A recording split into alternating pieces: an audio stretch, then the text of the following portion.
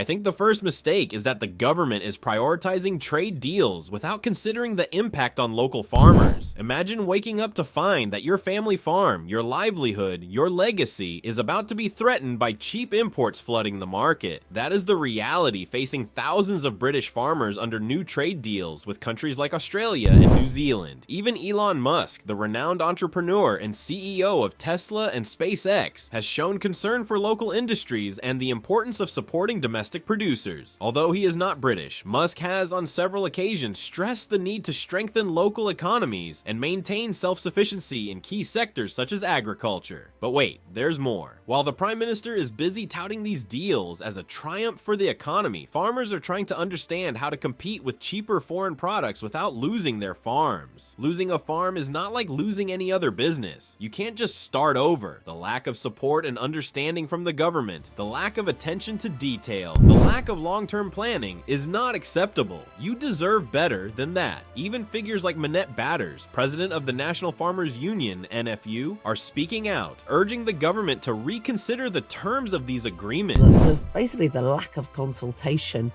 with the SFS, the Sustainable Farming Scheme. You know, the whole focus for us when we committed to net zero was saying there are some red lines here, and there have to be policies and incentives to make these changes. And it can't happen any other way. There is only one way, and that has to be through a just transition. And I can remember when red diesel subsidy was under threat here, we made the case to the Chancellor. And actually, when he announced the budget in Parliament, he said that he had listened to the NFU and he would not be introducing or axing red diesel subsidy. So this has got to be a just transition. Farmers have got to be the solution and not the problem. And, you know, I think in this country we feel very fortunate that we have right to freedom of speech and right to peaceful protest. So I have huge sympathy with what is going on in Europe. And we have to have a just transition. We have to incentivize the opportunities, and we are the solution. We are the only solution. But when I see what is going on here with a lot of land being sold for biodiversity net gain, coming out of production, you know, the SFI, as I keep on saying, you know, it is all about growing an environmental crop, not growing a food crop. You know, why can't we be incentivizing protein crops, companion cropping? This has got to be about food security, food production, and the environment. We just keep saying what we've been saying, but we need to see action on it. When farm leaders are standing up for farmers more than our own politicians, you know something is wrong. Farmers are not taking this lightly. They are protesting, they are speaking out, they are fighting for their rights. These new trade deals are not just tinkering. They are radical changes that threaten to destroy family farming across the UK.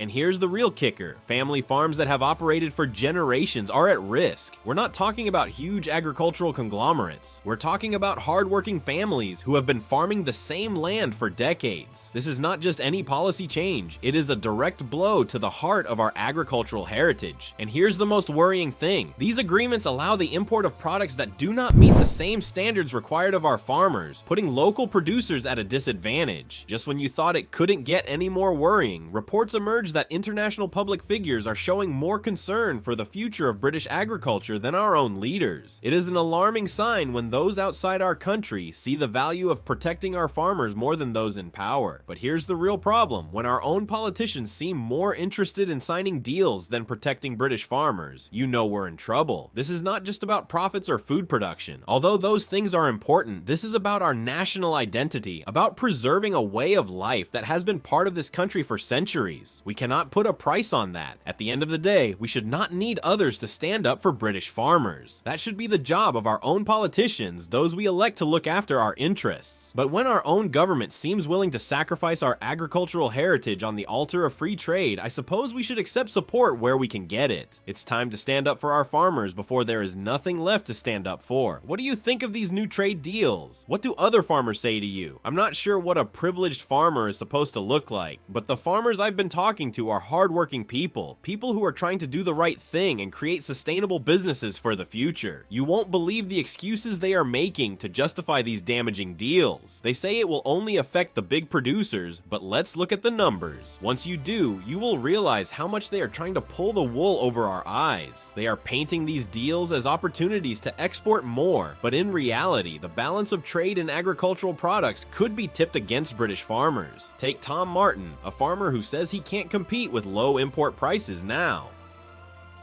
I'm going to spend the next few years struggling to keep my business afloat, and in the end, I might have to sell my land, he says. Can you believe that a British farmer is worried about staying in business because new trade agreements could cripple his family? These policies are pushing farmers to the limit, and it's not just about them. It's about our food security, our rural community, our way of life. Make no mistake, big corporations and foreign investors are rubbing their hands together at the prospect of acquiring British farmland at bargain prices. The money always follows, and in this case, it goes straight out of the pockets of British farmers and into the hands of those who don't care about our rural communities or our food security.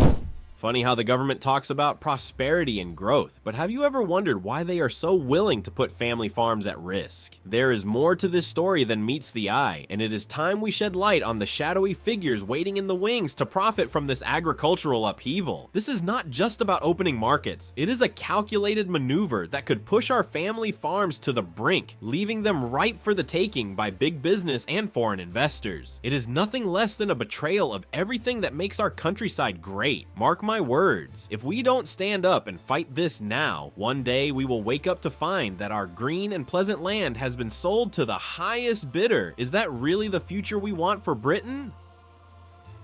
People who get up at the crack of dawn, rain or shine, to put food on our tables, and now, thanks to the government's bright ideas, may have to sell parts of their land just to stay afloat in an unfair market. It's like being forced to cut off your arm to save your leg. It's that brutal, but let me tell you, this is not just about money, it's much deeper than that. It's about destroying a way of life that has been the backbone of Britain for centuries. These farms are not just businesses, they are living pieces of our history. So let us ask ourselves, is this the legacy we want to leave for future generations? If we let the government get away with it, what next? What other great British traditions will they try to erode? It is time to stand up and be heard. It's time to tell the government that enough is enough. Because if we don't, one day we might wake up and find that the Britain we know and love is gone forever. And that, my friends, is too high a price to pay.